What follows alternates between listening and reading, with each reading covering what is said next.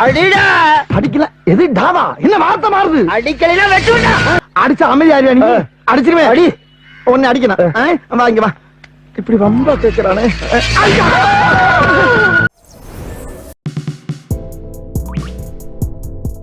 ரெட்மியோட note series smart phones எப்போவுமே கொடுக்குற காசுக்கு நல்ல வேல்யூபிள் ஸ்மார்ட் ஃபோன்ஸாக தான் இருந்திருக்கு.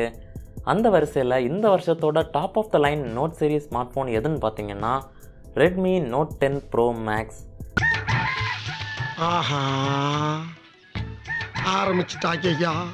இதுதான் இப்போ இருக்கிறதுலே பெஸ்ட் மிட்ரேஞ்ச் ஸ்மார்ட் ஃபோன்லாம் சொல்கிறாங்க.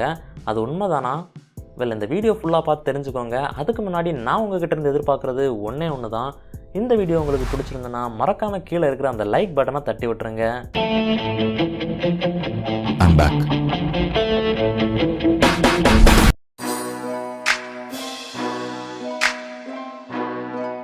இந்த ஃபோனோட பேக்கில் பார்த்தீங்கன்னா ஒரு கர்வ்டு கிளாஸ் டிசைன் கொடுத்துருக்காங்க.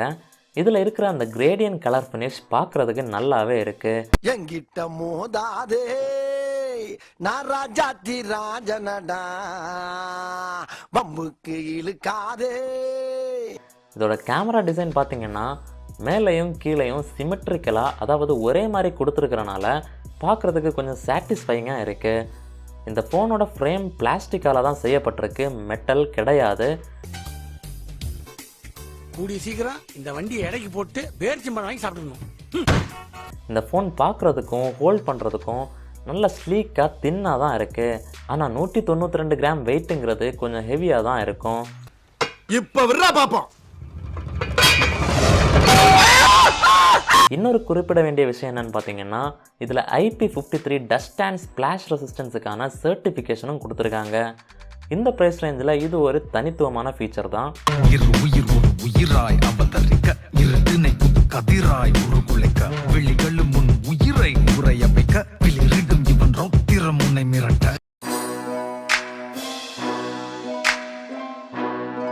உண்மையான எக்ஸைட்மெண்ட் எப்போ வருதுன்னு பார்த்தீங்கன்னா இந்த ஃபோனோட ஸ்க்ரீனை பார்க்குறப்ப தான். இதில் ஒரு 6.67 இன்ச் AMOLED டிஸ்பிளே தான் கொடுத்துருக்காங்க. இது ஃபுல் HD ப்ளஸ் ரெசல்யூஷனில் வருது. அது மட்டும் இல்லாமல் இதில் 120 Hz ரீஃப்ரெஷ் ரேட்டும் கொடுத்துருக்காங்க. பொதுவாக இந்த ப்ரைஸ் ரேஞ்சில் ஹை ரீஃப்ரெஷ் ரேட் கொடுத்தா LCD ஸ்க்ரீன் தான் கொடுப்பாங்க.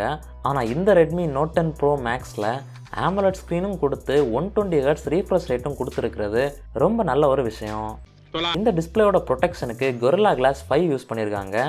இதோட டிஸ்பிளே ஸ்பெசிஃபிகேஷன்ஸ் ஃபீச்சர்ஸ் எல்லாம் நம்ம ஒரு சைடில் வச்சுட்டு நம்ம டெய்லி ப்ராக்டிக்கலாக இதை யூஸ் பண்ணி பார்த்தா நமக்கு ஒரு விஷயம் மட்டும் கிளியராக தெரியும். இது ஒரு அருமையான டிஸ்பிளே. கலர்ஸ் எல்லாம் நல்லா ஆக்குரேட்டாகவும் நம்ம கண்களை கவரக்கூடிய வகையிலையும் பாப் ஆகுது. உங்களுக்கு ஏதாவது ஹெல்ப் பண்ணணும்னா என்கிட்ட வாங்க. ஆமா, பல வல்லரசு நாடுகள்லாம் இவன் ஹெல்ப்பால தான் வாழ்ந்துட்டு இருக்கு. இந்த நாய்க்கே நான் பிச்சை போடுறேன். பிரைட்னஸும் இந்த மிட்ரேஞ்ச் ப்ரைஸுக்கு நல்லாவே கொடுத்துருக்காங்க. நார்மலாக ஸ்லைடர் மோடில் நீங்கள் பார்த்தீங்கன்னா 400 nits வரைக்கும் பிரைட்னஸ் உங்களுக்கு கிடைக்கும். ஆட்டோ மோடில் மேக்ஸிமமாக 725 nits வரைக்கும் கிடைக்கும்.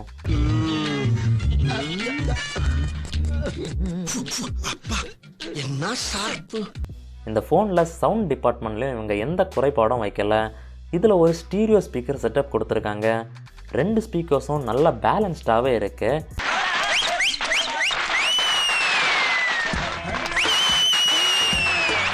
மிட்ஸ் ஹைஸ் எல்லாம் ரொம்ப நல்லாவே இருக்குது. பேஸ் மட்டும் கொஞ்சம் கம்மியாக இருக்குது. இதில் ஹெட்ஃபோன் ஜாக்கும் கொடுத்துருக்காங்கங்கிறது குறிப்பிட வேண்டிய ஒரு விஷயம்.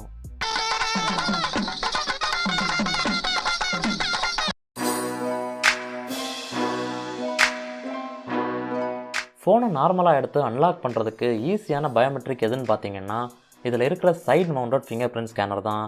இன்டிஸ்பிளே ஃபிங்கர் பிரிண்ட் ஸ்கேனர் கொடுத்துருந்தா ரொம்ப நல்லாவே இருந்திருக்கும், இன்னும் ஃபேன்சியாக இருந்திருக்கும். ஆனால் இதுவும் குறை சொல்கிற மாதிரியெல்லாம் இல்லை, ரொம்ப வேகமாகவே செயல்படுது. ஃபாஸ்ட்டாக இருக்கிறது மட்டும் இல்லாமல் ஆக்குரேட்டாகவும் இருக்குது. இதில் ஃப்ரண்ட் ஃபேஸிங் கேமராவை யூஸ் பண்ணி ஃபேஸ் அன்லாக் பண்ணுறதுக்கான ஆப்ஷனும் இருக்குது. என்ன வடையா? மசால் வடை, மசால் வடையா?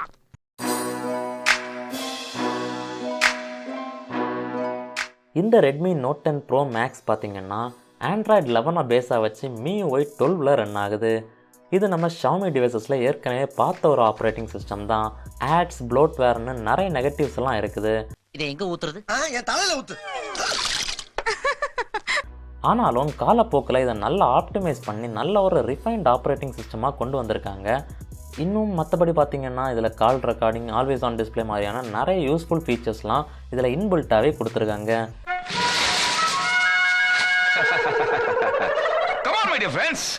இந்த காரை பற்றி நீங்கள் என்ன நினைக்கிறீங்க?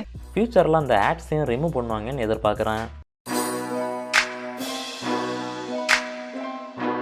இந்த ஃபோனோட ஹார்ட்டில் குவால்காமோட ஸ்னாப்டிராகன் 732G சிப்செட் தான் கொடுத்துருக்காங்க. இது 8 nm ப்ராசஸ் ஆர்கிடெக்சரில் செய்யப்பட்ட ஒரு சிப்செட். இதில் 5G சப்போர்ட் கிடையாது. இவெல்லாம் எம்மாத்திரையா முன்னாடி பண்ணி போய் என்னது பண்ணியா இதெல்லாம் நல்ல இல்ல பண்ணி எப்படி நல்லா இருக்கும் உன்னை மாதிரி தான் இருக்கும் ஜிப்பா போட்ட பண்ணி போயில அது இல்லைங்க. பெர்ஃபார்மன்ஸ் வைஸ் பார்த்தீங்கன்னா என்னதான் இது ஃப்ளாக்ஷிப் கிரேடில் இல்லைன்னாலும் இதோட ப்ரைஸ் ரேஞ்சில் நல்ல டஃப்பான ஒரு பெர்ஃபார்மன்ஸ் தான் இது தருது. கேம்ஸ் எல்லாம் நல்ல ஃப்ரேம் ரேட்டில் ரன் ஆகுது.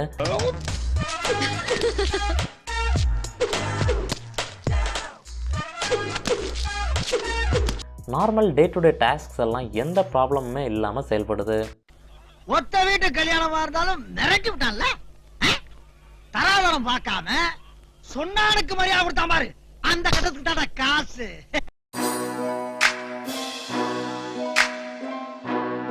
இந்த ஃபோனில் ஒரு 5000 mAh பேட்டரி கொடுத்துருக்காங்க. பேட்டரி லைஃபும் எக்ஸலண்ட்டாக இருக்குது. ஐயோ ஐயோ, என்னடா ஜாகிங்க மூமெண்ட் ஜாலி. நார்மல் யூசேஜுக்கு 2 days வரைக்கும் தாங்கும். இன்டென்ஸான யூசேஜுக்கு ஒரு ஃபுல் டே தாங்கும். இதில் உங்களுக்கு 30 வாட்ஸ்க்கான ஃபாஸ்ட் சார்ஜிங் சப்போர்ட்டும் கொடுத்துருக்காங்க. அது மட்டும் இல்லாமல் பாக்ஸ்லேயே 33 வாட்ஸ் சார்ஜரையும் கொடுத்துருக்காங்க. இந்த சார்ஜரை யூஸ் பண்ணி உங்களால் அரை மணி நேரத்தில் 0லேருந்து 50% சார்ஜ் பண்ணிக்கவும் முடியும். செய்யும் தொழிலே தெய்வம் சொல்லியிருக்கான். யாரு சொன்ன address, phone number, bus route number தான் கேட்காத, சொன்னாங்க நான் சொல்றேன்.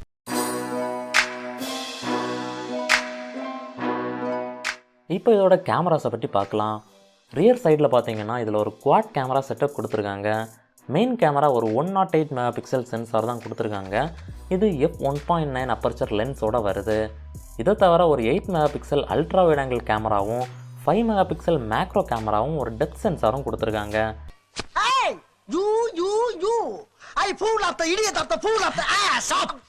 மெயின் கேமராலேருந்து வர்ற ஷாட்ஸ் எல்லாம் பார்க்குறதுக்கு சூப்பராக இருக்குது. சில இடங்களில் ஓவர் ஷார்ப்பனிங் இருக்குது. இதோட டைனமிக் ரேஞ்ச் பார்க்குறதுக்கு நல்லாவே இருக்குது. அல்ட்ரா வைட் ஃபோட்டோஸ் கூட இந்த ப்ரைஸ் ரேஞ்சில் நல்லாவே கொடுத்துருக்காங்க. மேக்ரோ கேமராலையும் ஆட்டோ ஃபோக்கஸ் இருக்கிறனால கொஞ்சம் யூஸபுளாக தான் இருக்குது.